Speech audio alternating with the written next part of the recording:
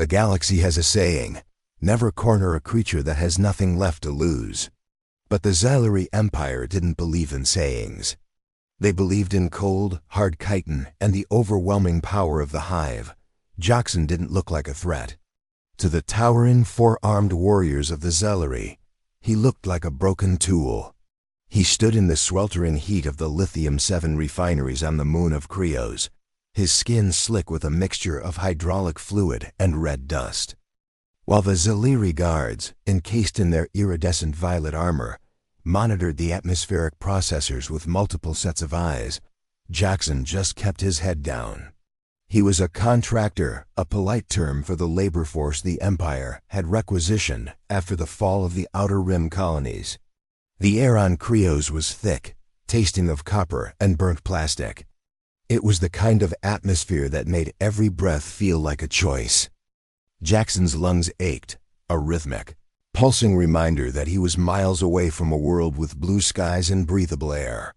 Beside him, a massive Xylari overseer named Vark hissed, the sound like steam escaping a high-pressure valve. Vark was a mountain of muscle and exoskeleton, carrying a pulse staff that could liquefy a man's internal organs with a single discharge. "Faster, mammal," Vark spat, the translator on his chest clicking with a metallic rasp. "The Queen's fleet arrives by sunset. The fuel rods must be primed, or your life is forfeit." Jaxen didn't look up. He didn't have to.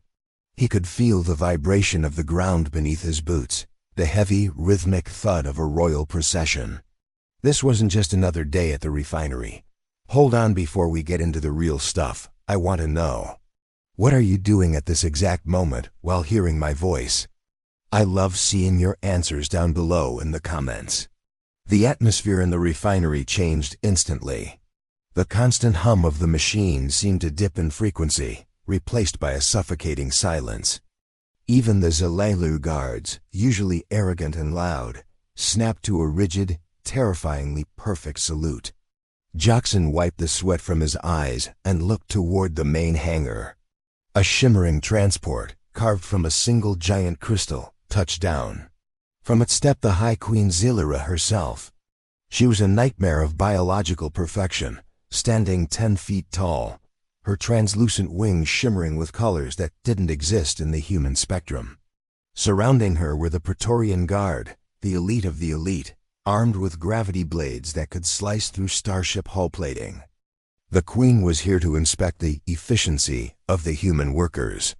She viewed humans as biological curiosities, fragile, soft-skinned, and devoid of natural weaponry. No claws, no venom, no armor. In her eyes, a human was a failed evolutionary experiment. She glided past the rows of bowing soldiers, her multifaceted eyes scanning the facility until they landed on Jaxen. He was the only one who hadn't bowed. He couldn't. His pride was the only thing the Empire hadn't managed to strip away yet. Vark, seeing the Queen's gaze linger on the defiant human, panicked. He raised his pulse staff, the tip glowing with a lethal orange light.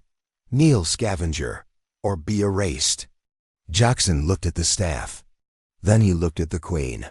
Then he did something no one in the history of the Xylari Empire had ever dared to do. He dropped his wrench, let out a slow, steady breath, and stepped toward the overseer. The Praetorian Guards raised their weapons. The Queen tilted her head, a gesture of amused curiosity. She wanted to see how this soft, tiny creature would die. She expected a plea for mercy. She expected a scream.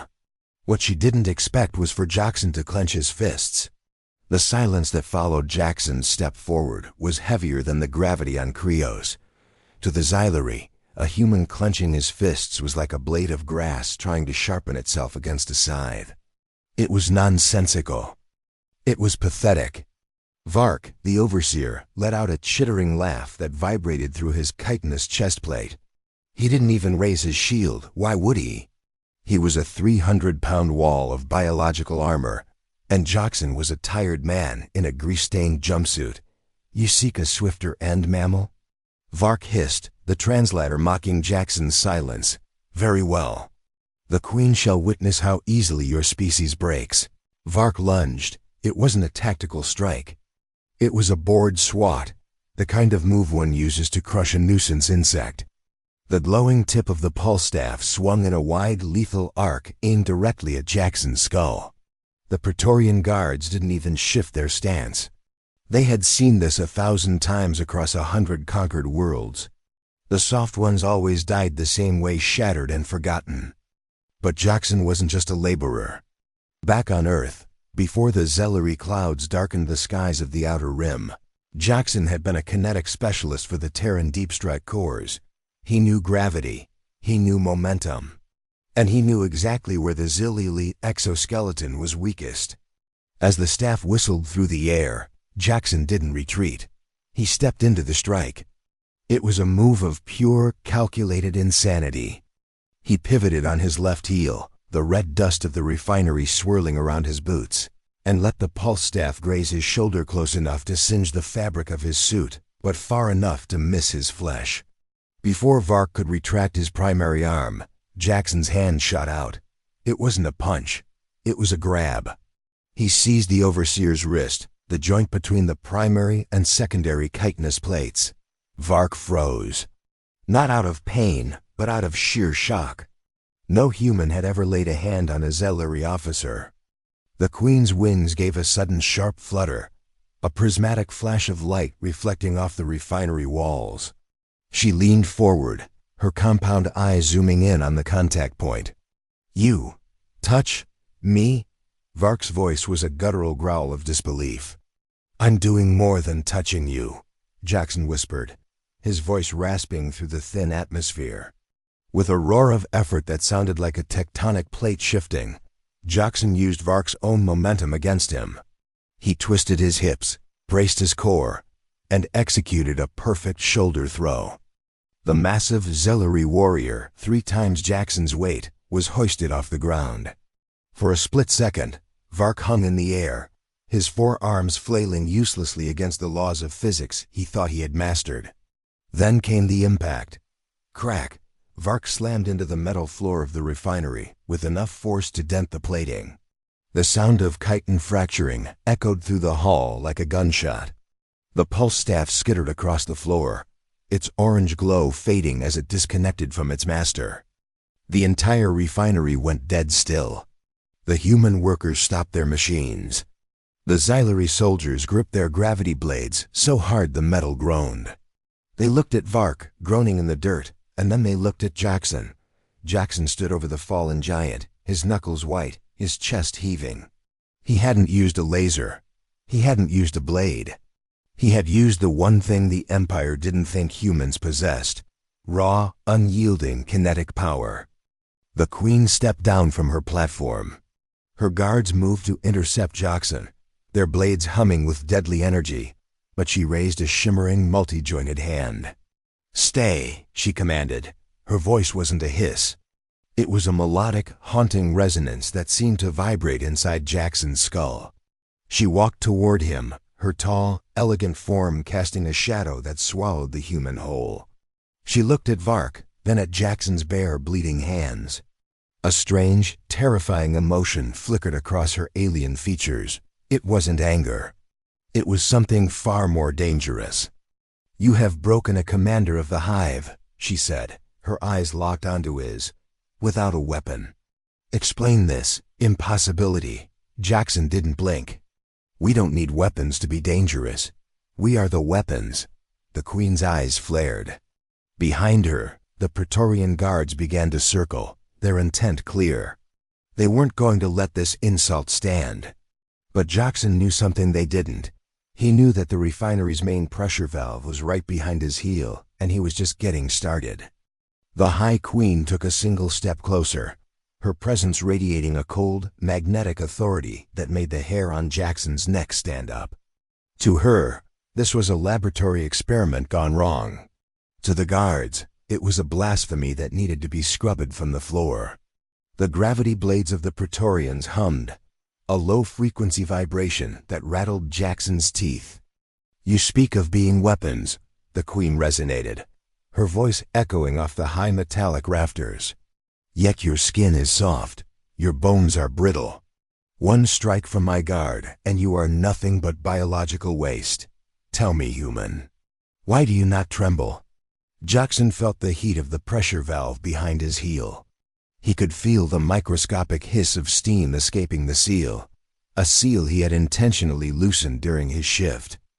We don't tremble, Jaxen said, his voice dropping to a low, dangerous growl, because we've spent our whole lives fighting things bigger than us. Gravity, cold, each other. You're just the latest item on the list. The Queen's eyes flickered. It was a micro-expression of genuine surprise. Before she could respond, Vark the fallen overseer let out a shriek of humiliated rage. He scrambled to his feet, his shattered chitin leaking a thick, translucent fluid. He didn't reach for his pulse staff. He reached for Jaxen's throat with all four of his clawed hands. I will peel the skin from your face. Vark roared, his translator glitching into a high-pitched scream. The Praetorians moved to intervene, but they were too slow. Vark was a blur of violet armor and serrated edges. But Jaxen had been counting the seconds. He knew the rhythm of the refinery better than any Xylari. As Vark lunged, Jaxen didn't punch. He didn't kick. He slammed his heel backward, right into the weakened manual override of the main pressure valve. Boom! A jet of superheated, high-pressure coolant steam erupted from the floor. It didn't hit Jaxen. He had already dived to the left, rolling through the red dust. The steam hit Vark full force in his wounded chest. The thermal shock against his internal organs caused the overseer to seize. The white mist filled the immediate area, creating a localized fog that blinded the Xylari's thermal-sensitive eyes. In the whiteout, the Xylari soldiers panicked. Their compound eyes were designed for motion and heat, but the steam was a wall of static. They began snapping their gravity blades at shadows. Hold your fire. The Queen commanded, her voice cutting through the hiss of the steam like a knife. But Jaxen wasn't waiting for the mist to clear. He knew the layout by heart. He moved through the fog like a ghost, his bare feet silent on the metal plating. He wasn't running for the exit. He was moving toward the weapon rack near the Queen's crystalline transport. He reached the rack, but he didn't grab a rifle. He grabbed a heavy, solid steel industrial wrench, the only weapon he truly trusted. As the steam began to dissipate, the silhouette of the Queen emerged. She stood perfectly still, her wings folded tight, her eyes scanning the haze. When the mist finally cleared, she found herself staring not at a fleeing prisoner, but at Jaxen, standing 10 feet away, twirling a piece of rusted steel in his hand. The Praetorians leveled their blades at his chest. One twitch, and Jaxen would be vapor. You used the environment, the Queen observed, her voice tinged with a terrifying hint of respect. A primitive tactic, but Vark still lives. Your weapon failed to kill. Jaxen wiped a smudge of grease from his forehead and looked the Queen dead in the eye. I wasn't trying to kill him, Jaxen said, a grim smile tugging at the corner of his mouth. I was just clearing the room so we could have a real conversation. A conversation? The Queen laughed, a sound like glass breaking. About what? About the fact, Jaxen said, pointing the wrench toward the horizon, that the rest of the humans on this moon just saw what I did to your invincible overseer. Look at the monitors, Queen. They aren't working anymore. The Queen turned her head toward the massive data stream displays hanging from the ceiling. Her primary eyes widened. Across the entire refinery, across the mines, and in the barracks, thousands of humans had stopped. They weren't bowing. They weren't working. They were standing still looking at the cameras. They were watching the man with bare hands. And for the first time in the history of the Xylari occupation, the humans were smiling. The Queen looked back at Jaxen, and for the first time, she didn't see a slave. She saw a spark. And she knew that if she didn't extinguish it right now, it would burn her entire empire to the ground. She raised her hand to give the execution order, but then she heard it, a sound coming from the tunnels. A low, rhythmic thumping. Thump, thump. It wasn't machinery. It was the sound of thousands of human hands hitting metal pipes in unison. The vibration started in the solace of Jaxen's feet and climbed up his spine. Thump, thump. It was the heartbeat of a rebellion, a primitive percussion that no Xylari translator could decode, but every human in the facility understood. It was the sound of enough. The Queen's wings flared, a jagged display of iridescent warning. Her Praetorian Guards shifted their weight, their gravity blades humming at a higher, more agitated pitch. They were confused. Their combat algorithms were designed for tactical formations and energy signatures, not for a rhythmic, psychological assault from 1,000 invisible sources. Silence them, the Queen commanded, her voice vibrating with a rare note of irritation. Commander Kalen, send the pacification drones into the lower sectors. Now! A high-ranking officer, his exoskeleton decorated with gold leaf filigree, tapped a command into his gauntlet. But the response wasn't a swarm of drones. It was a static-filled screech that tore through the refinery's intercom system. Jaxen didn't move. He leaned against a cooling pillar, the heavy steel wrench resting casually against his shoulder. Drones won't help you, Queen. You see, while Vark was busy making me kneel, my crew was busy with the relay substations. You might have the high ground, but we have the wiring. The Queen turned her gaze back to Jaxen, her multifaceted eyes narrowing. You think a small disruption in our network changes the outcome? You are still surrounded. You are still unarmed against the might of the Hive. Unarmed? Jaxen let out a dry, hacking laugh. You've been here for 3 years, and you still don't get it. You think weapons are things you carry. For us, a weapon is anything we can reach. As if on cue, the lights in the refinery flickered and died. The massive, orange-tinted industrial lamps groaned as they lost power, plunging the vast chamber into a murky, red-tinted twilight powered only by the emergency backups. In the dim light, the Xylari were at a disadvantage. Their eyes were optimized for the harsh dual-sun glare of their home system, not the shadow-drenched corridors of a human-built refinery. Form a perimeter. Kalen shouted, his 4 arms drawing a pair of heavy plasma pistols. Protect the Queen! The Praetorians circled Xylari, their blades creating a shimmering cage of light. They expected a charge. They expected a riot. Instead, they got silence. The thumping stopped. The hissing of the steam died down.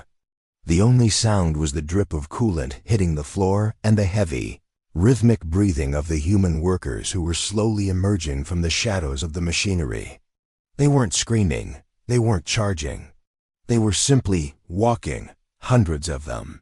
Men and women with faces smeared with grease and eyes that glowed with a terrifying, quiet clarity. They held wrenches, pipes, heavy-duty soldering irons, and jagged pieces of scrap metal. The Queen looked at the approaching crowd, then at Jaxen. For the first time, the biological curiosity looked like a predator. You would dare attack me? She hissed, her voice dropping to a lethal whisper. I am the Hive's heart. If I fall, this planet will be glassed from orbit before your next breath. That's the difference between us, Jaxen said, stepping away from the pillar and tightening his grip on the wrench. You think you're the heart. But for humans, the heart isn't one person. It's all of us. You can kill me, you can kill her, you can kill him. But you can't kill the feeling of a fist hitting your jaw. One of the younger guards, his nerves frayed by the eerie silence, snapped. He leveled his gravity blade at the nearest worker, an older man with a prosthetic arm, and lunged. Jaxen didn't shout a warning. He didn't have to. Before the guard could close the distance, 3 workers dived low, sliding across the slick floor. They didn't aim for the guard's chest. They aimed for his lower leg joints. With a synchronized strike of heavy hammers, they shattered the guard's stabilizer plates. As the warrior toppled, Jaxen moved. He didn't go for the guards. He went straight for the Queen. The Praetorians roared, their blades swinging in lethal arcs, but Jaxen wasn't fighting fair. He swung the heavy industrial wrench not at the guards, but at the crystalline base of the Queen's transport ship. The impact was a deafening clang that sent a shockwave of shattered glass through the air. The Queen's primary escape route wasn't just damaged, it was structurally compromised. Now, Jaxen yelled, the refinery erupted into chaos. It wasn't a battle of lasers and shields. It was a street fight in deep space. Humans swarmed the armored giants, using their smaller size to get under the Xylari's reach. They used wires to tangle limbs and fire extinguishers to blind sensors. Jaxen, however, had his eyes on the prize. He vaulted over a fallen Praetorian, his boots skidding on the purple-black blood of the aliens, and landed 5 feet from the Queen. She didn't retreat. She drew a slender, crystalline dagger from her belt, the blade glowing with a sickly green venom. "You are bold for a scavenger," she sneered. "I'm not a scavenger," Jaxen said, raising his wrench. "I'm the foreman." "And your shift is over," he lunged. The Queen moved with a speed that blurred the air, her dagger whistling inches from Jaxen's throat. But Jaxen had expected the speed. He dropped his wrench mid-swing, catching the Queen off guard. As she prepared to parry the heavy metal, his hands were already empty and reaching for her primary wing joints. The Queen's eyes widened. She realized, too late, that the wrench had been a distraction. The Queen's scream was not a sound of pain. It was a frequency of pure, unadulterated shock. No one, not in 1,000 years of Xylari expansion, had ever laid a hand on the royal wing joints. To the Hive, the wings were sacred, the source of their aerodynamic majesty and their status. To Jaxen, they were simply a lever. And Jaxen was a master of mechanics. As his fingers locked onto the sensitive, iridescent tendons where the wings met the exoskeleton, he twisted his weight. The Queen's crystalline dagger clattered to the floor as her balance evaporated. She was a creature of grace, but grace relies on a stable center. Jaxen was a creature of the dirt, and he knew how to use gravity like a sledgehammer. "Get off her, parasite!" Kalen, the gold-clad commander, roared. He leveled his plasma pistol at Jaxen's head, his finger tightening on the trigger. But Kalen didn't fire. He couldn't. From the shadows of the overhead gantries, a heavy industrial magnet, the kind used to move multi-ton fuel rods, swung down with a mechanical groan. It slammed into Kellen's armored side, the magnetic pulse instantly locking his metal joints and pinning him against a support pillar like a butterfly to a board. Jaxen didn't even look back. He kept his eyes locked on the Queen as they both tumbled to the gritty floor.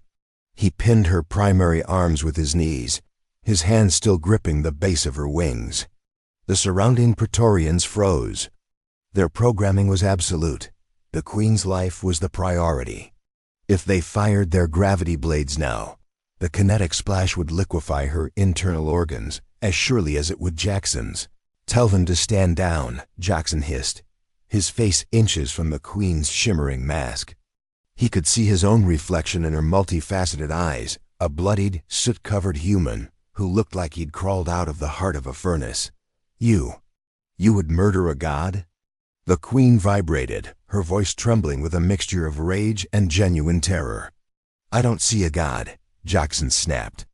"I see a manager who's been skimming off the top of our lives for too long. Tell them, now, or I rip these wings off and see if you can still fly in the vacuum of space." The Queen looked past Jaxen. She saw her invincible warriors being swarmed. It wasn't a slaughter. It was a suppression. The humans weren't trying to kill every Xylari, they were dismantling them. They were using high-pressure hoses to freeze joint fluid and welding torches to seal armor plates shut. It was an engineering revolt. The Hive mind was screaming. For the first time in eons, the collective consciousness of the Xylari felt a new emotion, static. The humans were unpredictable. They didn't follow the optimal combat paths. They fought with a desperate, messy, and terrifyingly efficient creativity.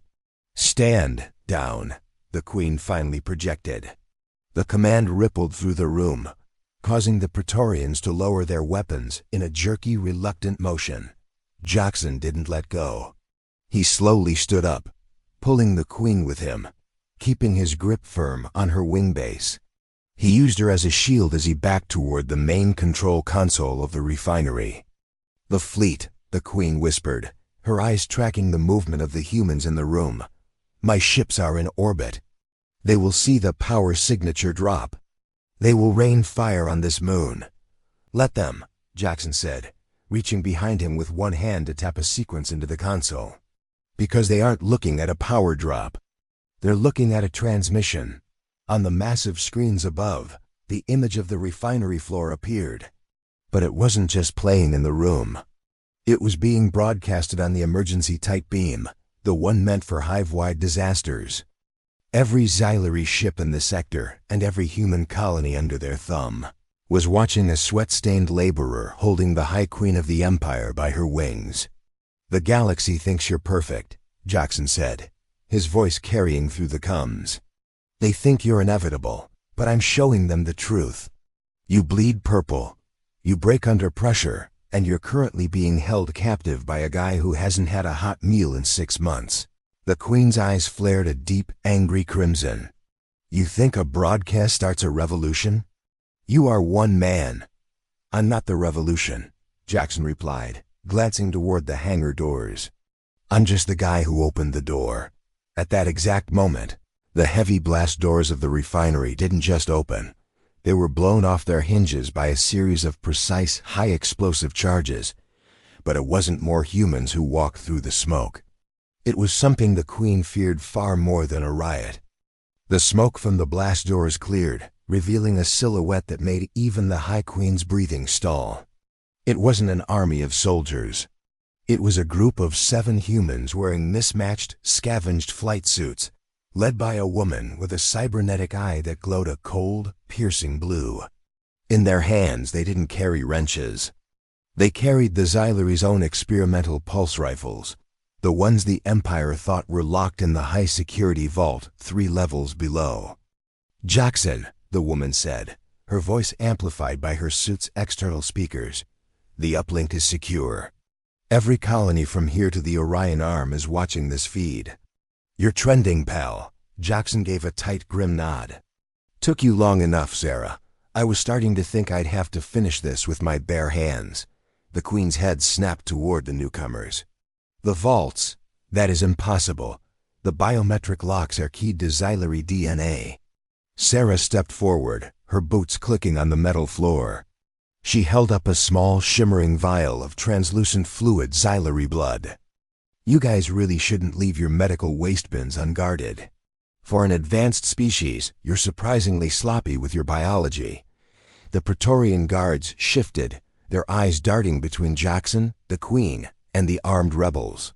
They were paralyzed. The mammals had done the one thing the hive mind couldn't calculate.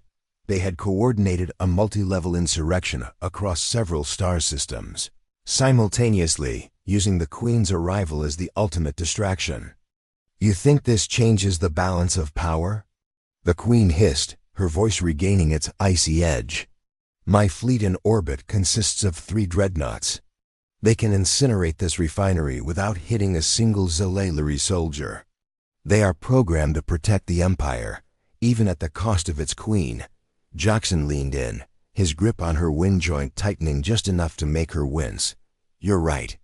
They are programmed to protect the Empire. But who do they think the Empire is right now?" He pointed a bloodied finger at the monitors. The feed had changed. It wasn't just showing the refinery anymore. It was showing the bridge of the lead dreadnought, the Xylari's Grace. On the screen, the Xylari Admiral was staring at a message scrolling across his command HUD. It wasn't a tactical update.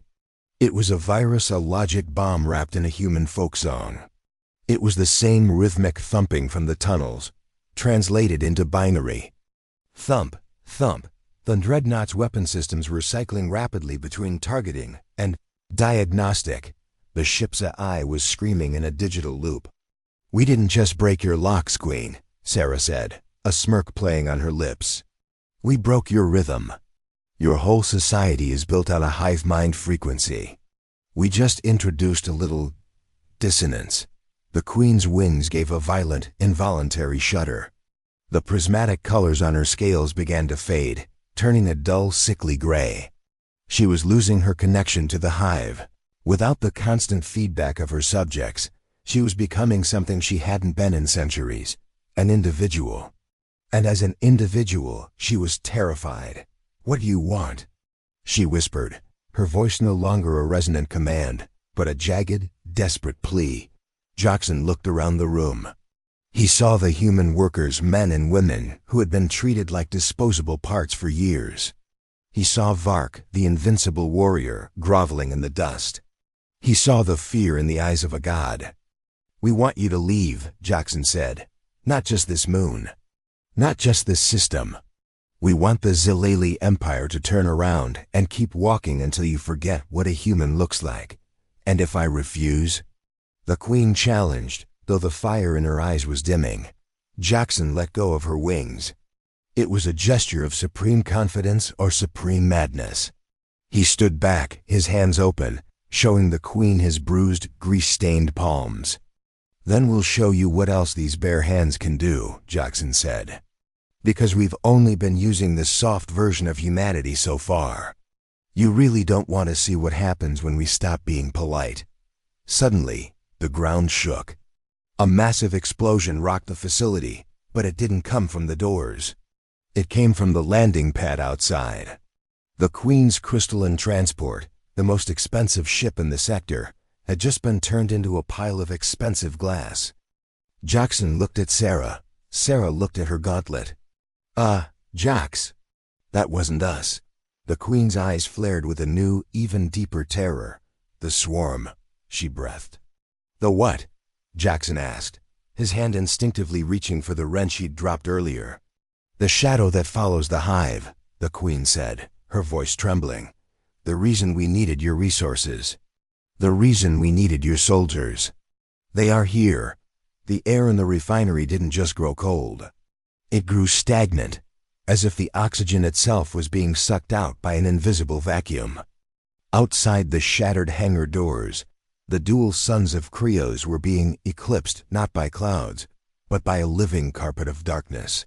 "The swarm," the Queen repeated, her voice a hollow shell of its former majesty. "They don't negotiate. They don't enslave. They only consume." Jaxen looked at the Queen, then at Sarah, the rebellion, the broadcast. The triumph, it all felt suddenly very small. High above, the Xylari dreadnoughts weren't firing on the refinery anymore. They were turning their massive cannons toward the stars, desperate to hit a foe that moved like smoke. "You're telling me," Jaxen said, his voice low and dangerous, "that you invaded our space, worked my people to the bone, and treated us like cattle, because you were running away? We were preparing." The Queen shrieked, her regal composure finally snapping. "We needed the lithium. We needed the labor to build the Great Shield. You humans, you are chaos. You disrupted the only defense this sector had." A screech tore through the air, a sound so high-pitched it made Jaxen's ears bleed.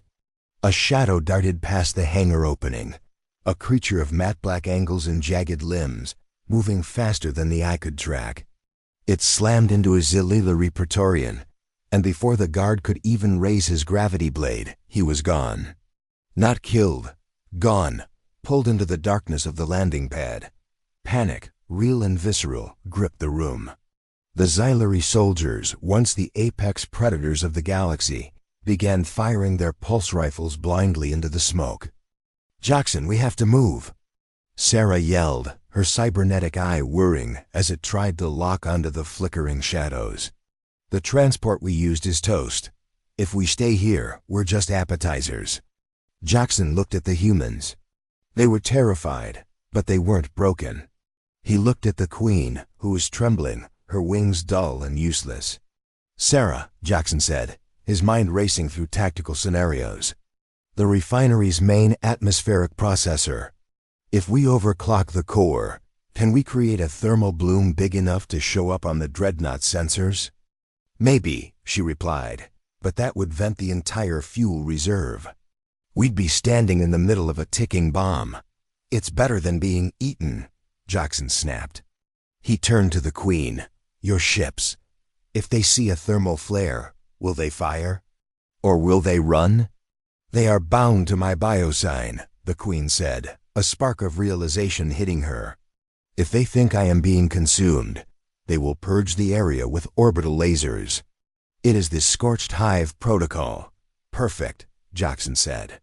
He looked at his bare hands, then at the heavy wrench on the floor. He didn't pick it up. He looked at his fellow humans. Everyone. Listen up. We've spent years fixing these machines for them. Now we're going to break them in a way that'll light up the damn galaxy. The humans didn't hesitate. They didn't ask for permission. They moved as one, a coordinated swarm of their own. They began tearing into the control panels, bypassing safety limiters that the Xylari didn't even know existed. Jaxen grabbed the Queen by the arm, not with the violence of a captor, but with the urgency of a survivor. You want to live? You tell your ships to hold that orbital strike until I give the word.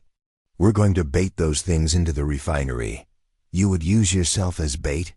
The Queen asked, her compound eyes fixed on him. It's a human specialty, Jaxen said, a grim grin spreading across his face.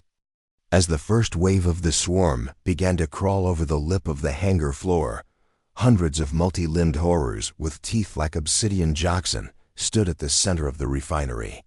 He wasn't behind a shield. He didn't have a gun. He raised his fists.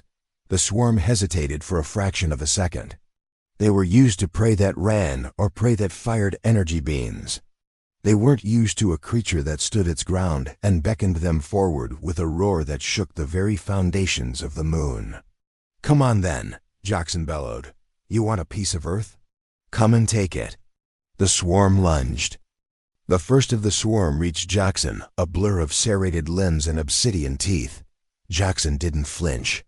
He ducked under a scything claw that would have decapitated a lesser man and drove a heavy, grease-stained fist into the creature's midsection. There was no chitin to crack. The swarm was made of a dense, oily shadow, but the impact felt like hitting a wall of wet sand. He didn't stop. Jaxen was a whirlwind of kinetic energy. He used their own momentum, their own weight, and the raw, unbridled fury of a man who had been pushed too far. Beside him, the Xylari Queen watched in a state of catatonic shock.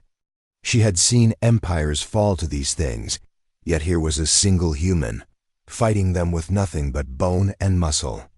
Sarah, now! Jaxen roared, sidestepping a lunge and throwing a creature into the path of another. Sarah slammed her fist onto the manual override. Core is redlining. Everyone, get to the reinforced bunkers now. The refinery groaned. The massive atmospheric processor at the center of the hall began to glow a blinding, ultraviolet white. The air hummed with the sound of a million screaming bees. The swarm sensed the shift in energy. They began to hesitate, their primal instincts warring with their hunger. Your ships, Queen. Jaxen shouted, grabbing her and shoving her toward the communication relay. Tell them to fire at the thermal peak. Tell them to burn this place to the ground. The Queen looked at Jaxen, then at her own people, the ones who had survived because the humans had protected them during the breach. She tapped her gauntlet, her voice broadcasting on a frequency reserved for the end of the world. Protocol Scorched Hive. Execute. Target my signature. Target the light. The humans dived into the heavy-duty maintenance tunnels, sealing the blast-proof hatches behind them. Jaxen was the last one out. He stood at the edge of the pit, looking back at the Queen. Come on, he yelled, reaching out a hand. She looked at her wings, then at the glowing core, and finally at the human. Go, she resonated. A queen does not hide in a hole, human. But the Hive will remember your name.